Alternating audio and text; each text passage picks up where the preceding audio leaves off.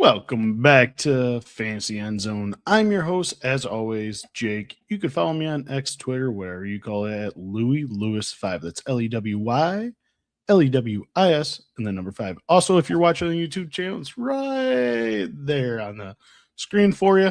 So go ahead and check me out. Send me DMs if you have any questions, or just check out my content. If you're listening to the podcast, this is coming out Wednesday. I am recording on Tuesday right now. But as always, thank you for coming back and tuning in to today's show. On today, I'm going over the news, the MVP awards, the Offense Player of the Year and Comeback Player of the Year awards, covering the Super Bowl. I mean, it's so hard to believe that the season actually is over. But don't be afraid. We're fantasy gamers here, and that means Dynasty never sleeps. So we're going to be going into talking about Dynasty rookies. So with that, let's get fantasy.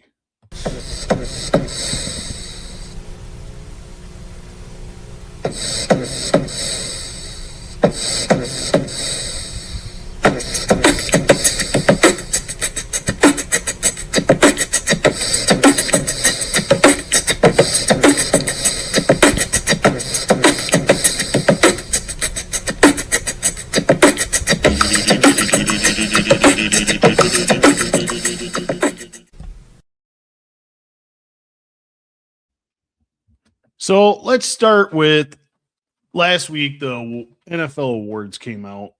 Let's start with the Comeback Player of the Year. That went to Christian McCaffrey.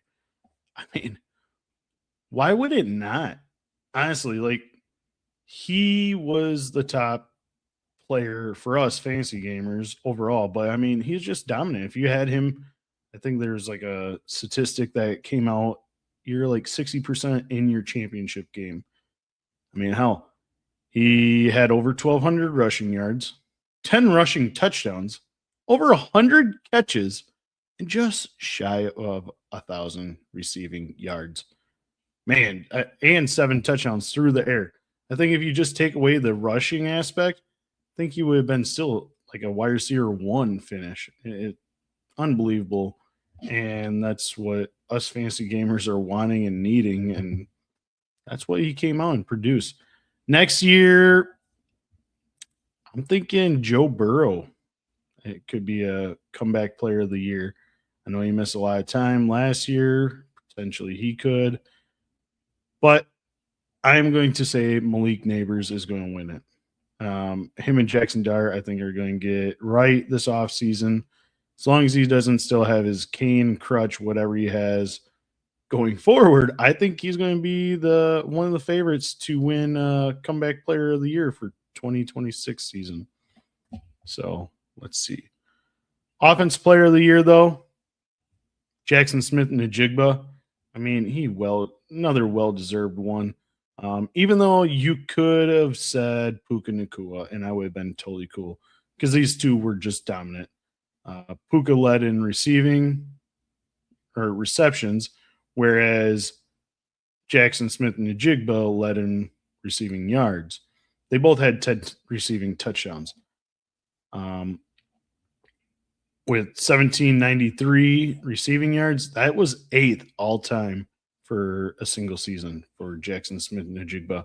So I don't see no problem with him doing it. If I had a guess next year, who would be Offensive Player of the Year? Bijan Robinson. I'm going to say Bijan Robinson's going to have a hell of a year. And with Kevin Stefanski going there, we've seen what he could do with Nick Chubb for years. But Nick Chubb was not even close to being what Bijan Robinson can be, especially in the receiving game. Also, if Tyler Algier is gone because he's a free agent, that means more rushing touchdowns. I understand they're going to probably bring in somebody else. Absolutely. But is it going to be a Tyler Algier-esque player that just gets goal line carries and takes, Some games 50, 60 yards away from Bijan. We'll see. Because, it's almost time for free agency. Or even the draft. I mean, how we're like less than 90 days away, like 80 days away from the NFL draft in Pittsburgh. Whew. It's crazy how fast time goes. And let's top it off, though, with the league MVP, Matthew Stafford. Just winning by one vote. I don't understand it. I truly don't. He should have won by a lot more. I'm sorry, Drake Maye fans. He just should have. He showed time and time again he was the most valuable player. Even when the NFL's leading touchdown scorer, receiving touchdown, Davante Adams, missing 5-6 games at the end of the season, he still was proving that he was top dog. Throwing a whole bunch of Puka, but nonetheless, he always kept the team in there. And I understand they didn't finish first in their division, but I could definitely see Stafford winning by more than just one vote. Congrats to Matthew Stafford. I mean, hell, he even said in his speech, let's do the damn thing next year. And what does that mean? It means Davante Adams is probably staying now. It means Puka Nacua's probably a top 5 draft pick in redrafts. His ADP is going to rise just because of that news. We've seen the last 2 years Puka just being amazing and outstanding, and it's going to continue into next year, bar injuries. And if I had put a league MVP out there right this second, I think I'm going to who do we want to say? I think I'm going to go and shoot my shot with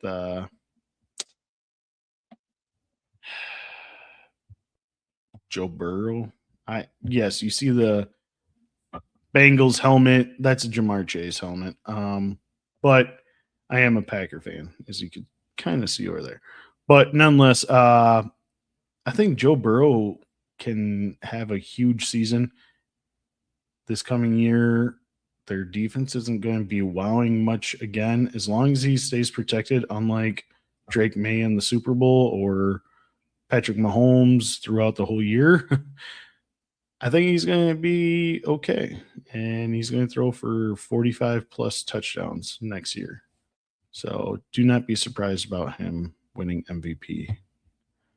Now let's talk about the big day, the big game, the last game of the year. The season is over now. The Super Bowl has come and gone. Seattle Seahawks are your Super Bowl champs of 2026, I guess you would say. Winning 29-13 over the Patriots. In the first half, Seattle was driving left and right, just could not convert on third downs. Therefore, settling for field goals after field goals after field goals. They took a 9-0 lead heading into a halftime. And Patriots, on the other hand, 53 total yards at halftime compared to Seattle's 183 yards. Drake Maye, 18 yards passing. This is also coming off a NFC championship game where he won with 86 yards passing. 18 yards passing, and was already sacked 3 times so far in the first half. In the third quarter, I mean, again, Seattle could not punch it in to the end zone, settling for another field goal, taking a 12-0 lead, whereas Maye and the Patriots offense still was a flat line. There's no beat to it. It was dead from the get-go. 3 quarters in, they were dead. Drake Maye was sacked another 2 times in the third quarter, and he lost a fumble. So in the fourth quarter, that's when the scoring started to happen. Seattle capitalized on the fumble by Drake Maye, which Darnold threw the first touchdown of the game to A.J. Barner. Now, if you're a betting man, having the first touchdown in the fourth quarter, crazy.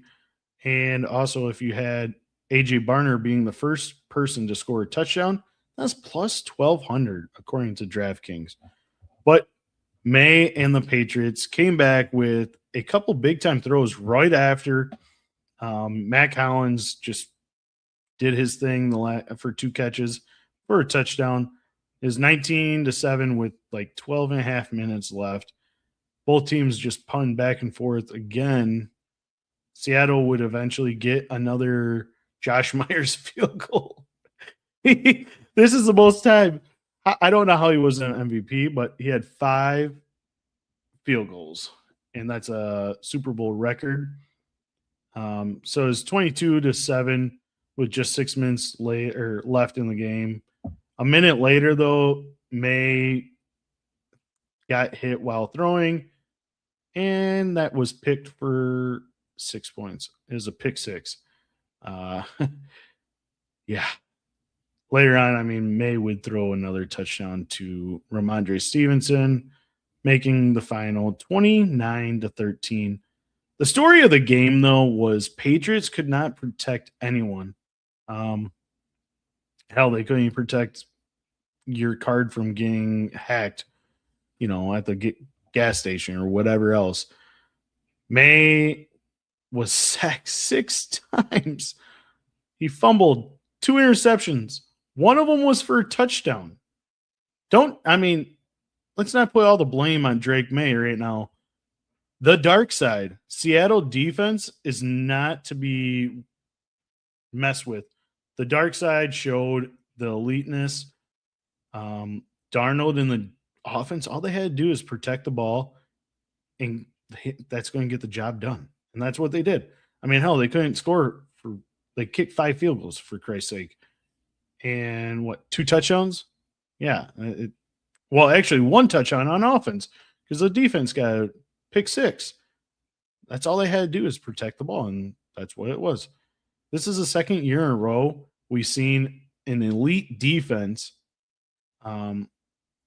take the top off the opposing offensive line. Seattle had 6 sacks this year. Eagles had 6 sacks on Patrick Mahomes last year in the Chiefs' loss. Well, I guess Eagles won, but still. I think he had 2 interceptions as well in that game, Patrick Mahomes. But this offseason, expect the Patriots do much what the Chiefs did and add O-line help. So that is basically your recap of the Super Bowl and awards. Before we get into our rookie talk, let's hear a word from the Podfather. Rookie draft season is now, and you know that because on Fast Draft we have the Origins Tournament. That's right, the first, way too early, all rookie tournament is live. There's a $10,000 prize pool. Start practicing for your rookie drafts and leverage your knowledge of rookies by winning cash. And given that it's close to 50% full, if not already well beyond 50% full, a lot of those drafts included players that actually did not come out. So every draft that happens from here until this thing fills, you're getting positive EV. So go to fastdraft.app, get the app, and sign up with your host promo code for a $50 deposit match, or use code FAST. Fast Draft is the next hot fantasy game, so get out there and start drafting faster.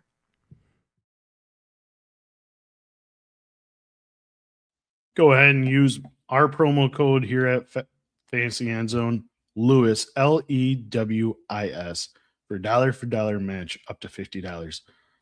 I'm just going to go through and we're going to do a SuperFlex. We're going to talk about the top 12 here at Player Profiler that we have ranked for rookies.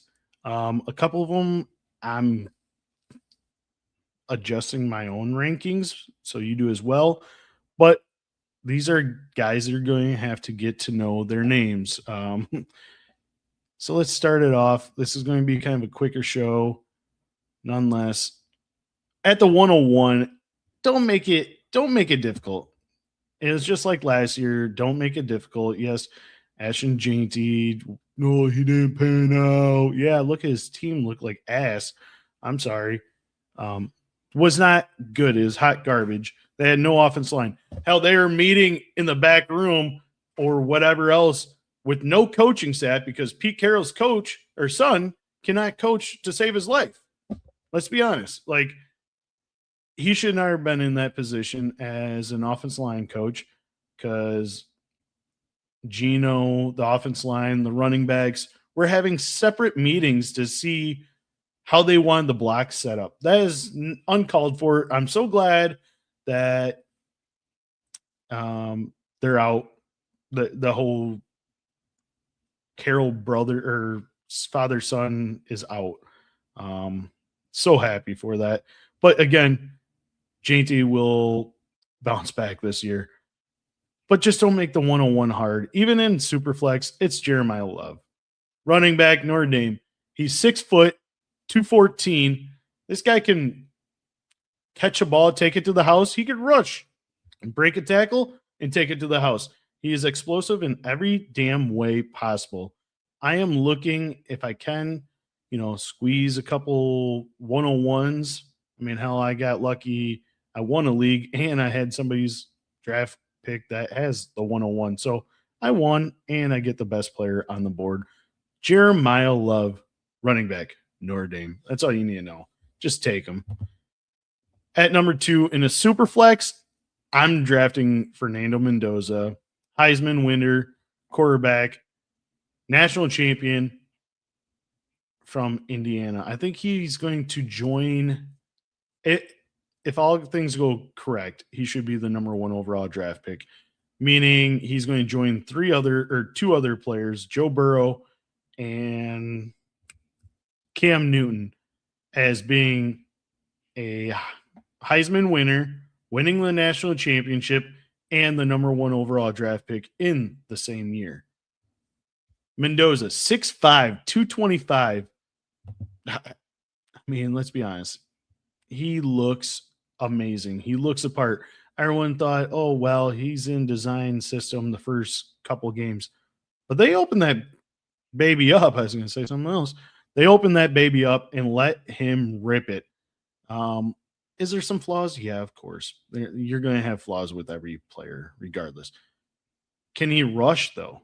He can. We see in the national championship, 4th down, he puts his body out there, and he'll go the extra mile. I mean, you listen to his press game conference or post game and all that. He is a hoot.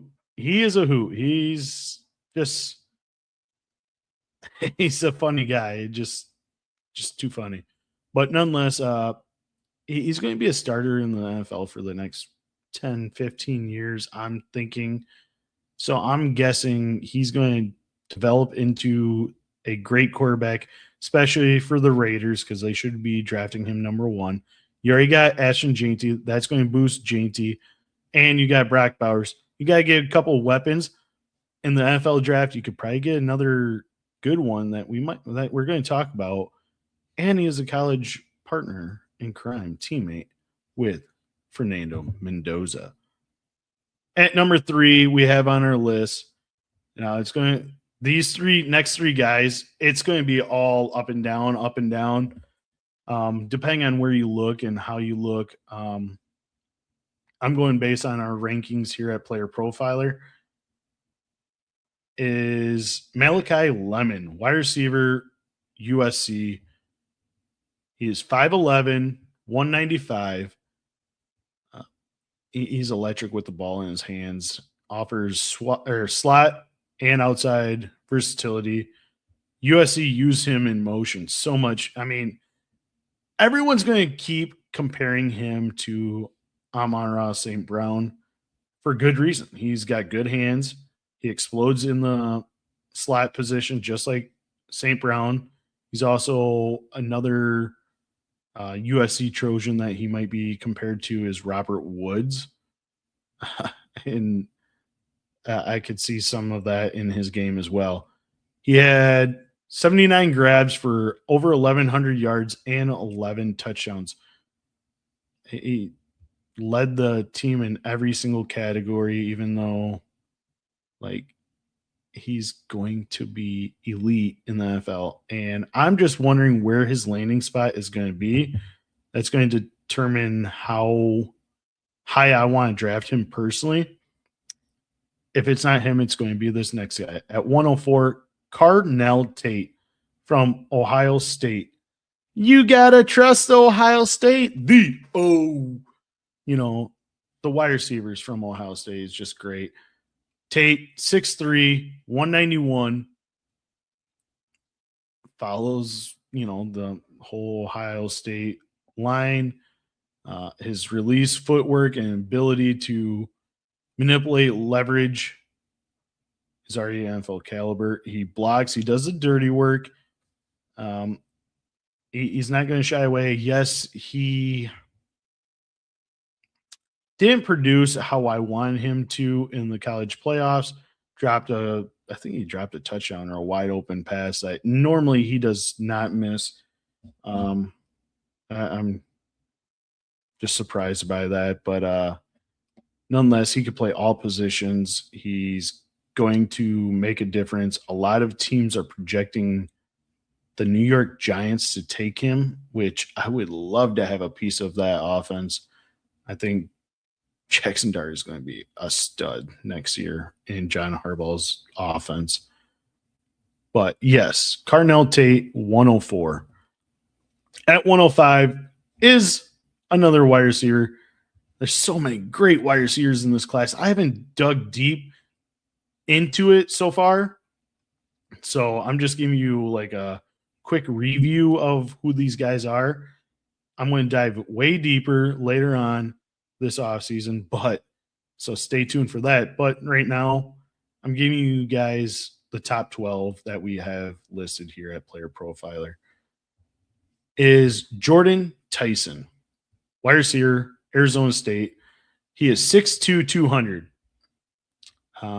He's not explosive as the other two receivers, but he's a big physical wide receiver. He uses his body really good. And God, what am I talking about? He's one of the most explosive wide receivers in this draft class. Uses body. He's quick on his feet. He's probably going to rub sub 4.4, maybe. Yeah, probably 4.4. But for a 6'2" body, the only concern I have with him, and this is why he would drop to number 5 as well for me, is injury history. He has yet to complete a full college season yet. He hasn't played in every single game in the college. So that's the only knock for me, I would say. So I'm kind of scared based on that. But again, I really like him. And the next guy, I really, really like him. Man, I need to get more draft picks in the top 6 just because I really like Denzel Boston from Washington, wide receiver, 6'4", 209. He's smooth, long strides, outside receiver with elite body control. He scored 19 touchdowns in the last 2 years. I mean, I listen to the Todd McShay show as well. And Todd McShay really thinks this guy can be the best wide receiver from this draft class. If you could get him at 106, the 4th, quote unquote, wide receiver taken off the board, you better count me in on that. If he's right on that, I mean, he looks the part. He's got a big body. He could shield out defenders. He's going to be a red zone target with that huge size. And his route running ability is smooth, quick, inside, outside cuts. Boom. I love that pick all damn long. And the next one at 107 is Casey Conception, wide receiver from Texas A&M. He's 5'11", 190 with wheels. This guy is a burner. he could also help in the return game. In 3 years, he's got 25 total touchdowns. I mean, the only thing is you're probably going to have a little bit of design plays for him, but nonetheless, he's going to be a great playmaker. A lot of people compare him like Wan'Dale Robinson, but faster, in my opinion. But I just think he's going to be a stud in the NFL. He's not going to be quick wheels and a dud like Xavier Worthy. I think he's going to just be – everyone's going to be really happy with Casey Conception once he shows what he could do at the NFL Combine. I guarantee you he's going to rise. 108, Kenyon Sadiq. Yes, I pronounced it finally right. Kenyon Sadiq from Oregon. Tight end. So if you're playing tight end premium, he might jump to 107, maybe even 106. But I think right now, as we're doing it, we're just doing SuperFlex, no tight end premium. But if he is, he'd be moved up in your rankings. 6'3", 245. He's the most athletic tight end in this class. I mean, he can basically be your Kyle Pitts that went off the 1 week, but at any minute he can just take it right down the field. He's got wheels. He's big. He will do the inline blocking as though he's not as great. He's more of like a Kyle Pitts, I guess, a movable tight end. So he kind of questions me going forward in that aspect. But a great landing spot for him would be the Philadelphia Eagles.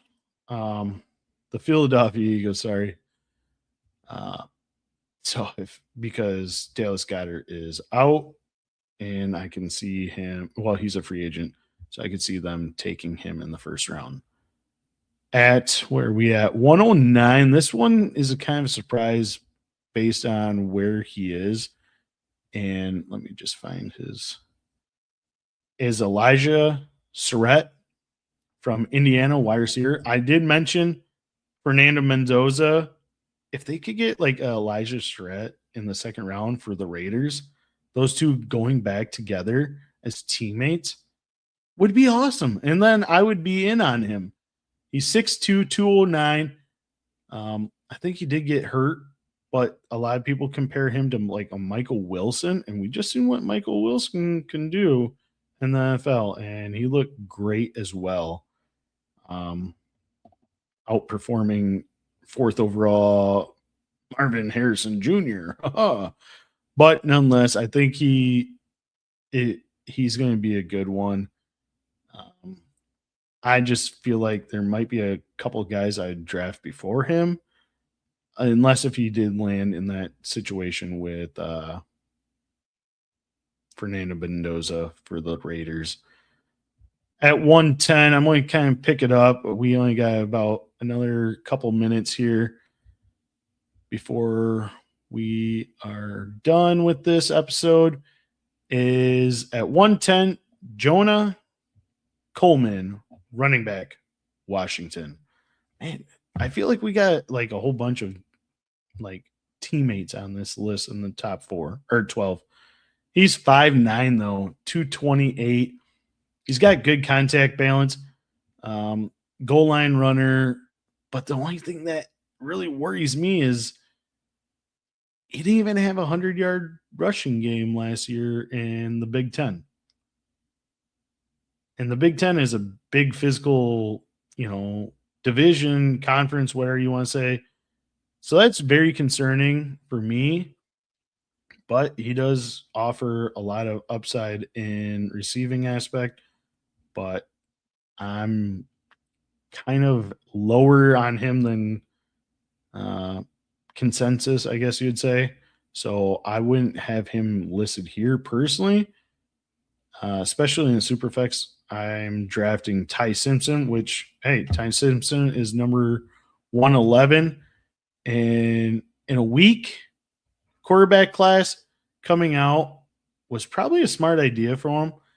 He's got a big arm, and the first 9-10 games of the regular season, he was one of the best quarterbacks in college football.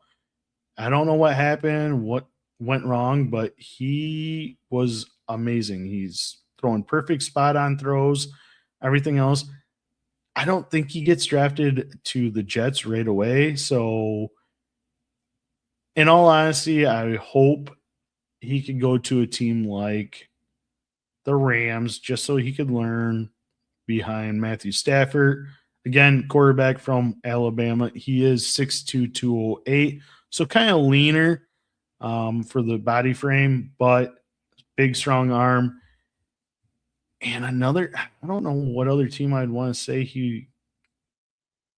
I feel like if you went to the Jets and if they traded back in something like the Jets did or not the Jets, the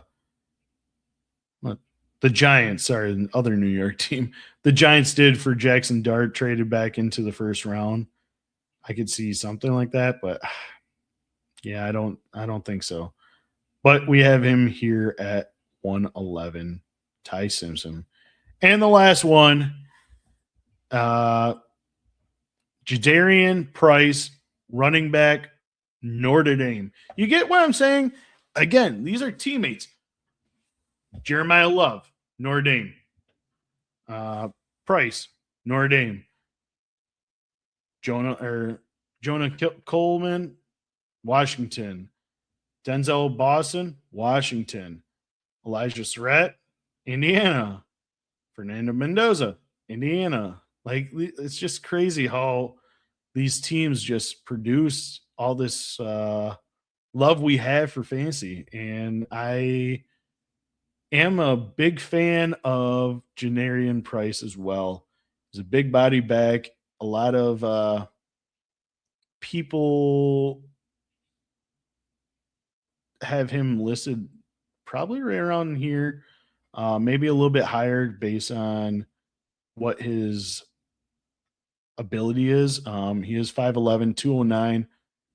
He could burst in the passing game. He's great with his hands, but he could also take a rush for 60 yards and a touchdown too. So don't be discouraged. Oh, hey, Jeremiah Love was this position, or, he was the best one here, and Price, yeah, well, he's just a backup.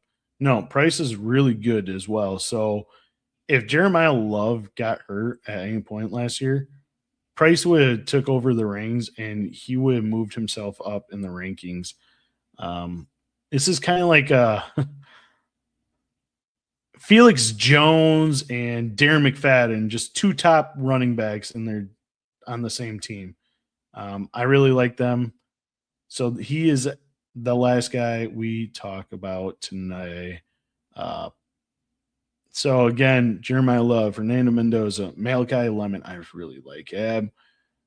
Carnell Tate, Jordan Tyson, Denzel Boston, Casey Conception, Kenyon Sadiq, Elijah Surratt, Jonah Coleman, Tyson Simpson, and Jadarian Price.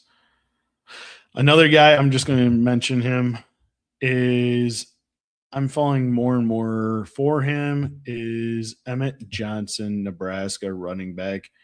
I think he led the nation in receiving, and he put up 1,400 yards rushing as well. Wait, let's see what he had. He had 46 catches for 370 yards and 3 touchdowns in the air. Had 1,400 yards rushing, 12 rushing touchdowns to go along with it in a Big 10 conference. I just talked crap about Jonah Coleman, so I'm actually higher on Emmett Johnson than I am Coleman personally. Again, these are what we are looking at. But obviously the combine is coming up. That's in a couple weeks, honestly, isn't it? And we got a lot more to talk about for that. We're going to be here all the damn time, diving deep for fantasy. And soon enough, I will be giving you my hidden gems each and every week. But thank you again. That is a wrap for Fantasy Endzone. Be sure to smash like, follow, comment, subscribe, whatever you need to do. And if you're listening on the podcast, click the little bell notification, give me a review. Hopefully it's positive, but I'll take whatever I could get. And again, I will be back next Tuesday with y'all.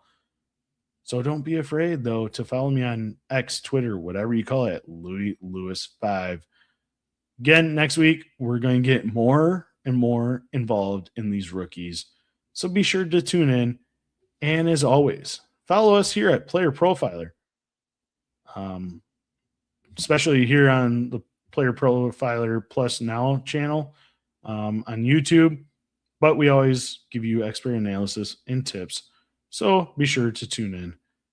And I will see you fantasy heads next week. Till then, peace out, Girl Scout. From the Podfather to you, I deeply appreciate you tuning in. And many ask, what can I do? What can I do to help support the hosts, the research they do, the production costs? Go to playerprofiler.com, Dynasty Deluxe, World Famous Draft Kit, Rankings, DFS Dominator, and of course, data analysis. Subscribe to any one of those, and you support all of us and take Player Profiler to the moon.